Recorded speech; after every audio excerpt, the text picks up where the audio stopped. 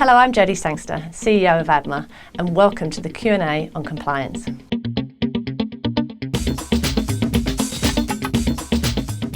When collecting data, companies need to be very, very clear about how they're going to use that data, and they need to be transparent with customers around that use.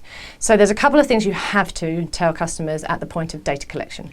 The first is who is collecting the data. So who is the company that's collecting that data, and how can the individual contact that company if they need to. The second thing is how that data is going to be used by the company, and that needs to be in quite broad terms. So if it's going to be used for marketing purposes, you certainly need to tell the consumer it's going to be used for marketing purposes. The third thing you need to tell them is if the data is going to be disclosed to a third party and the type of third parties it may be disclosed to. Now that's only if you're going to be passing the data over to a third party so that that third party can use it themselves. If you're going to be handing it over to your agency or to someone else who's doing a service on your behalf, there's not a need to tell them that it's going to be disclosed to a third party. You do need to give a marketing opt-out. So at that stage you should be saying to somebody, I'm going to use it for marketing and here's your opportunity to opt out of me marketing to you.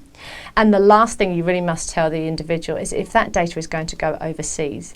And the law is quite specific about this. It says that if the data is going to be sent overseas, you have to tell the consumer and, if possible, be specific about the countries to which it's going to go. And at that point, you also need to give them an opportunity to say, I don't want my data to go overseas.